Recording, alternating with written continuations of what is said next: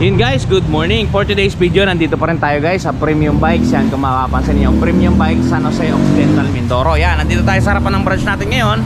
At pag-uusapan natin, sino nga ba ang mas bet ninyo sa dalawa? Si Sniper 155 BBA na disusi o si Sniper 155R na keyless? Yan, kung makapansin niyo. Yan. Ginawa natin guys ang video na to hindi para pag-awayin yung dalawang owners na to, no? Ginawa natin tong video na to para bigyan natin ng idea yung mga katropa natin na nagbabalak kumuha ng sniper na alin man dyan sa dalawa. Okay? Sige, bago ang lahat, syempre, intro muna tayo!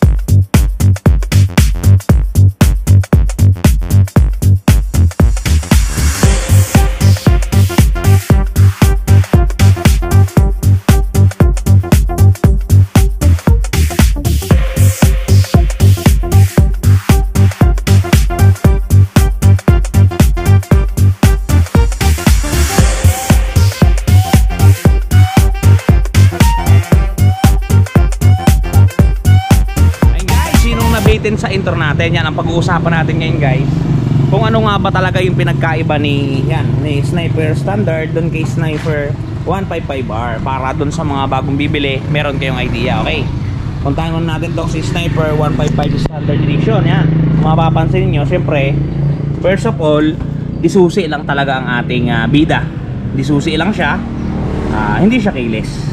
All in all, ganun pa rin talaga siya sa dati. Unlike dito kay 155R natin, kung mapapansin ninyo, yan, keyless na siya guys. Ito yung unang pinagkaiba niya dun sa kabila.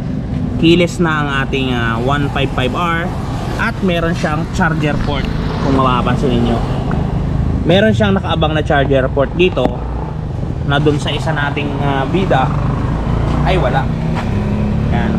Pero pwede nyo namang lagyan yan. Bali wala lang naman lagyan yan. Okay, sumunod, dahil wala nga siyang susi, keyless nga siya.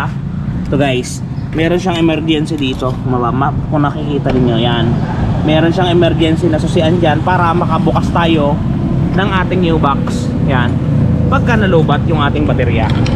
Okay, meron siya dito. Ganito itsura na susi niya. Emergency key ang tawag dito, para dito sa ilalim. Yan, maliwanag ba guys?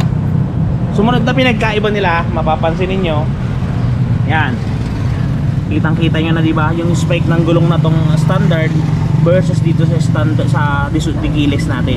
Magkaiba sila ng talim o ng paa ng gulong. Yan, magkaiba sila ng linya. Hindi ko alam kung tawag doon, nalimutan ko eh. Yan, diba dito, Dunlop style kasi itong si Dunlop style itong si Sniper Standard natin. Yan, mapapansin niyo, Dunlop style siya. Doon sa kabila naman, yan, iba yung pattern ng kanilang mga spike. Yun, gets ko na, iba yung pattern ng spike nila, pero all in all talagang the same pa rin. So guys, ito yung mga susian nila. Ito pa yung isa sa pinakamalaking pinagkaiba nila. Ito yung standard natin, yung disusi na Sniper. Ito naman yung keyless na Sniper natin. Kung mapapansin nyo, talagang napakaganda talaga. Yan, may ilaw-ilaw siya. Kung mapapansin nyo, talaga namang goods na goods. Yan yung pinagkaiba nila. Guys, isa pa sa pinagkaiba nila, kung mapapansin nyo, ito yung bangko ng ating standard, yung disusi. Yan. Ang bangko niya, may stitching siya na isang padaan lang, tapos mayroon isa dito. Yan.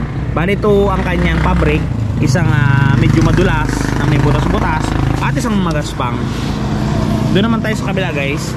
Gantong upuan ng ating, doon sa mga hindi nakakalam, gantong upuan ng ating keyless naman. Kung mapapansin ninyo, may tahi siya dito. Pagkaraan dyan, may putol dito. Mapapansin nyo, may putol siya sa gitna. Merong siyang mat dito sa gitna at continuous yung fabric dito. Kumbaga mas maporma tingnan yung upuan ng ating keyless. Pero halos parehas lang din ang kanilang itsura. Yan. Ito si keyless, mga mapapansin ninyo. Ayan, titigan nyo ha. Ito si standard. Simple lang si standard. Guys, doon naman sa kanilang tools, battery at saka accessories, halos walang pinagkaiba. Ayan, kung mapapansin ninyo, parehas silang may ganito cover ng baterya, parehas silang may ganito holder ng baterya, parehas silang may manual at saka tools. warranty guidebook. Yung kanilang side mirror parehas sa parehas din talaga. Yung baterya nila guys, kung mapapansin niyo, parehas sa parehas din talaga. Yan, tingnan nyo dito sa kabila para wala kayong masabi. Yan, diba? Ito yung baterya ng ating standard, ito yung baterya ng ating keyless. Almost the same.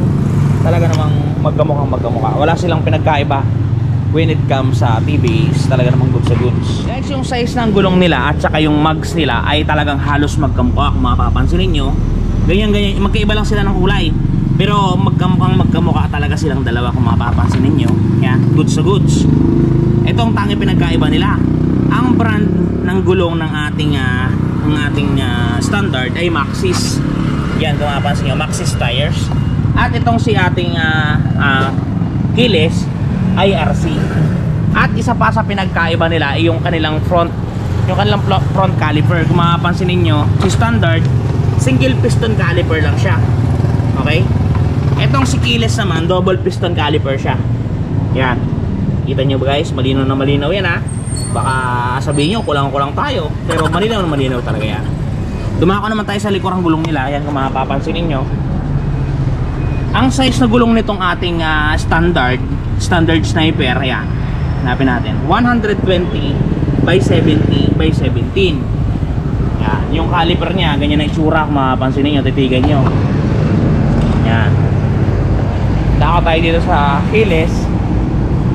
Mapapansin nyo, same sila lang size, 120 by 70 by 17. Yung kanilang piston caliper sa likod, magkamukha. Alright. Ito pa guys, yung pinagkaiba nila, mapapansin nyo yung tornilyo na to, plain lang siya na Allen wrench. Dito naman sa kabila, ayan diba, parang nagkakaroon dito ng palakasan ha. Mas maganda yung tornilyo na to guys ha. Okay guys, dayuhin natin ang presyo ng dalawang sniper natin. Unahin natin si Sniper Standard. Yan, kung mapapansin niyo, nandito na sila sa showroom. Yan. Presyo ng ating motor, standard to guys ha. 123,900 ang ating cash price. Down payment natin is 10% lang guys. Makukuha nyo na to. 12,390.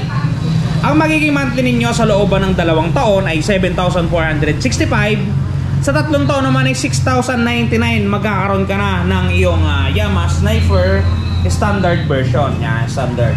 Doon naman tayo sa kanyang keyless. Yan. Yamaha Sniper keyless version naman to. Yan, mapapansin niyo. Guys, hindi ito yung ABS wala pa sa Pilipinas ABS. Papapasok pa lang sila ng Pilipinas. Ito yung mga standard version pa lang. Okay, dito naman tayo sa walang susi o keyless kung tawagin. Yan, yan guys. Presyo na to guys, 129,900. Yan. Down payment 10% din para sa inyo, 12,990. Ang magiging 2 years naman ninyo pag kinuha nyo hulugan ng 2 taon ay 7,839. At pagka kinuha ninyo ng 3 taon ay 6,402. Okay, 6,402 guys ha. Yan, magpapansin nyo, dalawa yan. Medyo mas mura to ng kaunti, pero mas maganda naman ang galawan na to. Kumbaga mas high-tech siya. Kumbaga pag umorder kayo ng pansit, siya yung ordinary pansit lang, ito yung special order, di ba? Pero parehas ang makina, walang pinagbago. Talagang magkakaroon na lang ng pagkakahiwalay doon sa ating kinikita kung saan tayo pasok doon sa dalawa. Pero kayo nang bahala magdesisyon. Ginawa natin ang video na to, syempre para may idea yung mga katropa natin dyan na nagbabala kumuha ng Yamaha Sniper, para meron silang idea sa pag-iisip nila kung si keyless ba o si D'Souza. Okay guys, dako tayo sa ating mga pa-shoutout. Ayun guys, shoutout muna natin yung mga kaibigan natin dyan na talagang nakasuporta sa Siron TV channel. Okay guys, unahin natin kay Sir Sian Mark Hernandez. Yan, shoutout sa'yo Sir Sian. Kay Sir Santi Vlog, Sir, shoutout sa'yo. Kay Sir Jomel Minjola, Sir, shoutout sa'yo, ingat ka palagi dyan. Kay Sir Yuli Yamato, yan talagang solid subscriber natin yan. Kay Ma'am Scarlett Bangate, yan, shoutout sa'yo madam.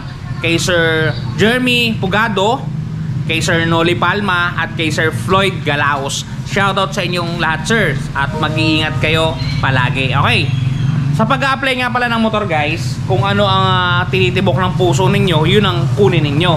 Basta i-sure nyo lang na kaya yung hulugan, kasi pagka hindi nyo nahulugan yan, talagang re-repohin natin yan. Hindi po pwedeng hindi natin re-repohin pagka hindi nag-update ng payment. Pero kung kaya nyo naman, bakit hindi nyo ituloy? Bakit hindi nyo subukan? Basta sa premium bikes, ikaw ang bida dito. Okay guys, dun sa mga tropa dyan, bye-bye. Ingat kayo palagi at palaging magpakasaya. Cheers! Bye-bye!